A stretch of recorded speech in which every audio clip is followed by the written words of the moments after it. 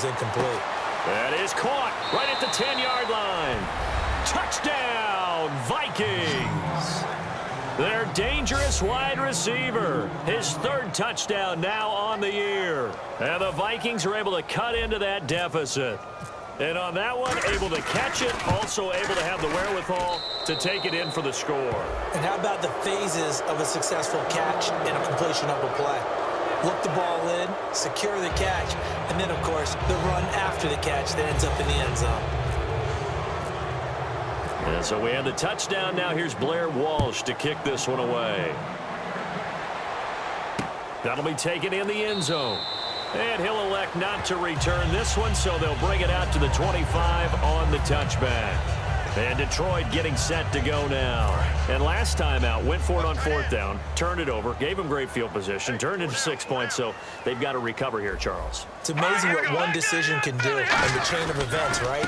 The decision to go for it on fourth down. Caused all of that. It caused every bit of it, but it showed confidence. Hey, I've got confidence in you guys. Go pick it up for them. Didn't happen. Also showed confidence in the defense. They didn't pick up their end of the bargain, so now they've got to come back out and start over and rebuild that confidence. Now Riddick, and he will lose yardage on the play, back at his own 19-yard line. So he loses 3 yards there. Now third down. The fourth quarter here, they've got the lead. They want to keep it on the ground. That's what they're doing. Smart football. Keep the clock grinding. Keep it going.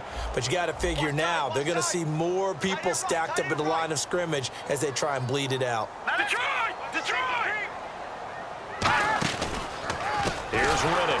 And he goes nowhere. He'll lose yardage back at the 17. And a loss of 3 to bring up fourth. Here's Sam Martin now, as the drive goes backwards, so he's on to punt it away. Yeah, let me pump out my chest a little bit, even though I'm not rooting for either team. That was a really nice defensive play. It's awfully fun to watch, even in an offensive game. This is fielded at the 27. A good return there, 17 yards. And the offense will take over with a new set of downs. The Lions defense marching back onto the field now. They've had a couple passing touchdowns against them in this game, and that last drive they really got picked apart. They've got to figure out how to tighten things up because no matter what they've done, whatever adjustments they've made, offense has been a step ahead of them. So they've got to figure it out. Usually a sack of the quarterback. And say goodbye to Laquan Treadwell. Touchdown, Vikings. Laquan Treadwell with his 16th touchdown of the year. And the Vikings are able to close the gap just a bit. And correct me if I'm wrong, that was just a simple fly route, wasn't it? No, there's nothing to correct at all. You've got it down pat. And I just remember as a player, when I'd be in practice sessions and I'd hear 9 from the receivers, that meant fly route, go, look out.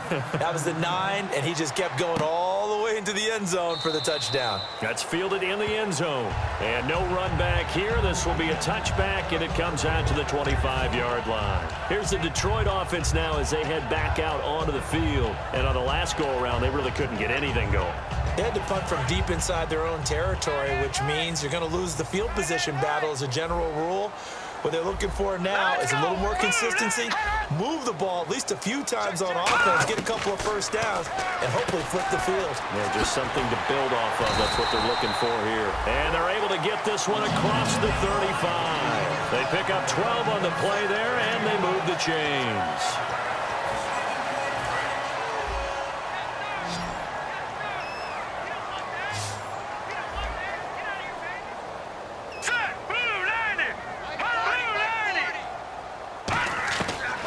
First down, he'll drop to throw. Ebron caught left side.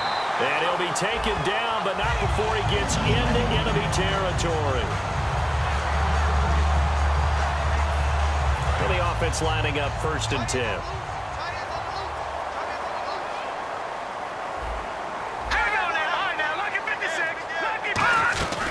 They'll run it now out of the gun. And just a short gain that time as they're able to get him down. 2 yards on the carry there. It'll be 2nd down. And the evidence shows last week's game, it's really leaked into a second game now, Charles. What do you think of this? And it's a surprise, isn't it? Because when we spent time watching them practice, talking with the coaches, they felt like a bounce back was going to happen this week. They were very confident in the game plan, thought the defenses they would see would present great opportunities for big-time runs. We're not getting that so far. I don't know if it's the game plan or if they're just being overwhelmed by the defense they're facing. Time for a break. We'll come back and see this one out after this. So the Lions in possession of the football as we welcome you back. They've got a third down now as they look for one more first down to help salt this one away. Riddick with a carry. And he'll take this one down to about the 40.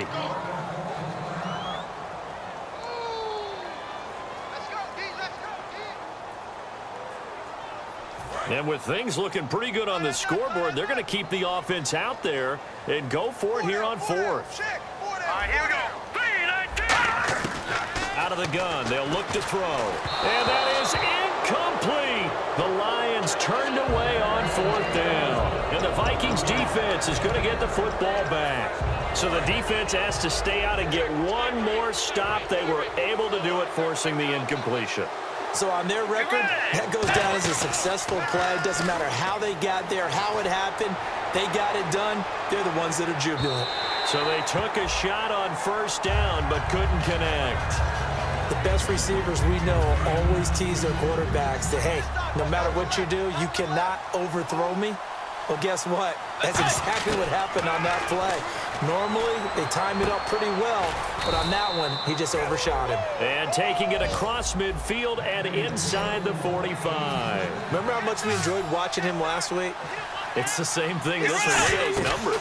I'd hate to be a defender right now because no matter what they're throwing at him in terms of coverages, he's finding ways to defeat it. And even when he's covered, he's not covered. Hey, what is he doing? What's that term they use? He's uncovering and making big catches. Really fun to watch. But it appears that they read man defense and went to the out route, and what you have to do on that one is the receiver's got to make sure he works the defender towards the middle of the field to give himself space to cut to the outside and have that ball delivered with good timing, and they got it done. 11 yards on the pickup, and it'll be a Minnesota first down. And quickly they get to the line. From the red zone now, Bridgewater. That is caught. And he will score. Touchdown, Vikings. Laquan Treadwell, his second touchdown of the game, 17th on the year. And the Vikings are able to make this a close game again. And they put it in the end zone, which was job one. Now they have to convert. And then it's decision time, isn't it? Yeah, so this is what all teams go through. You look at the clock, you're inside 2 minutes, look at your timeouts, make that onside kick decision. Yeah, how do you feel about your defense, where you are in terms of the scoreboard, and the time left on the clock, as you noted, so many things to go through. Play the touching offense. So they try the onside kick, but it does not go 10 yards, and the laundry comes out on the field. And it's a tough play because you're so excited to get downfield and get the football, but you have to let it get 10 yards. That ball would have, but the kicking team jumped on it a bit early. Now a handoff here to his running back. And now the Vikings are going to stop it here on defense with a timeout. It's just their first. They've got 2 more to use here in the final stages. So the defense has put them in a tough spot. It's 2nd and long. Hey, 4 down. Set, blue 90. Blue 90. They'll give it to him right up the gut. And he is met at the line of scrimmage, and he goes down right there. And another timeout called by the Vikings now. That'll leave them with just 1 remaining in this 4th quarter of play. They come out with 1 back and 3 tight ends. And he'll give it here to his running back. And he is going to lose yardage here. Now hang on here. Timeout called by the defense. So a defensive timeout, chance to regather, regroup, and get set as we resume action.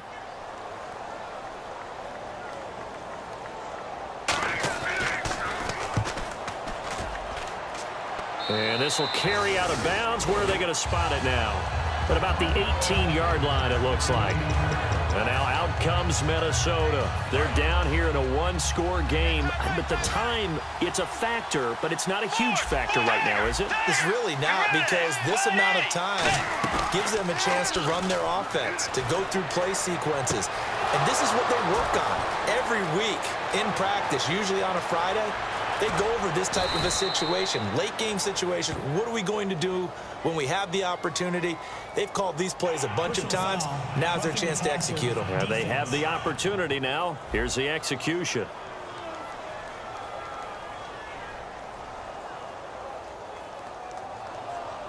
So roughing the passer, 15-yard penalty. And you notice how the offensive line responded. A couple went to check on the quarterback, and a couple went to the guy who hit the quarterback. No one likes to see their quarterback hit. In the red zone this time.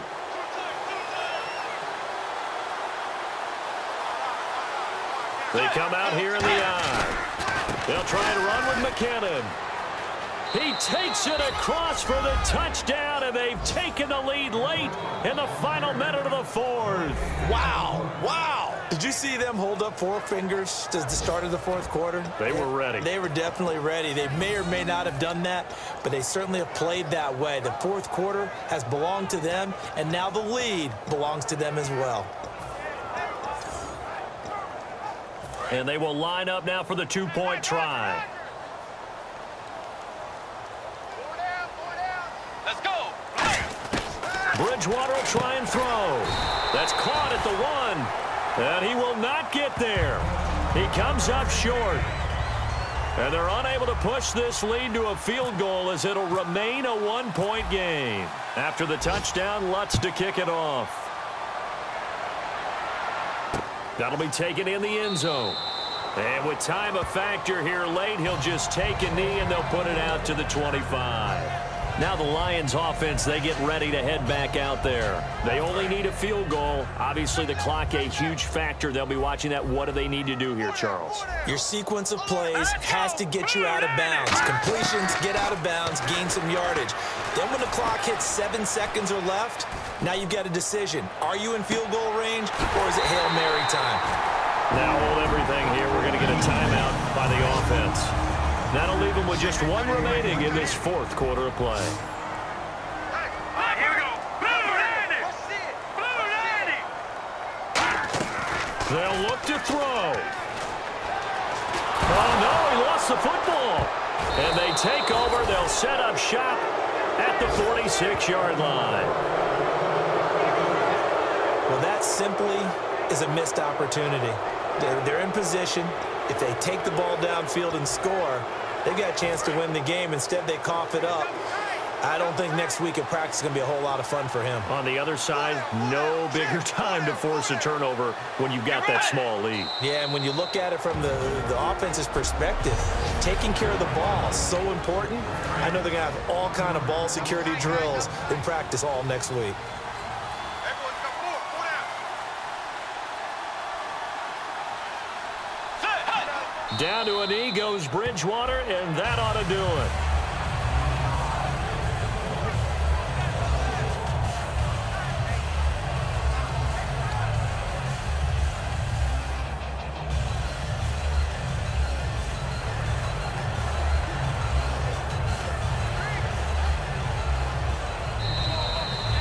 So how about that comeback that we just witnessed going into the fourth quarter?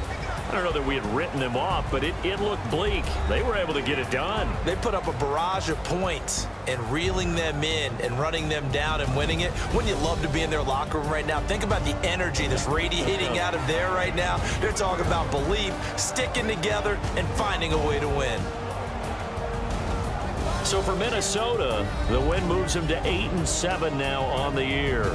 And they'll return home next week to take on the Philadelphia Eagles. Meanwhile, for Detroit, their playoff hopes take a big hit as they fall to 8-7. And they'll try to get back on the beam next week as they'll head to Cleveland to take on the Browns.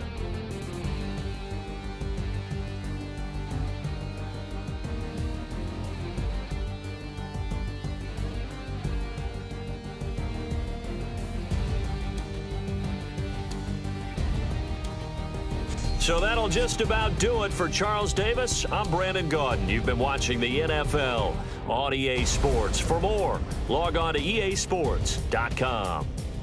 With that, we say so long, everyone, from Ford Field.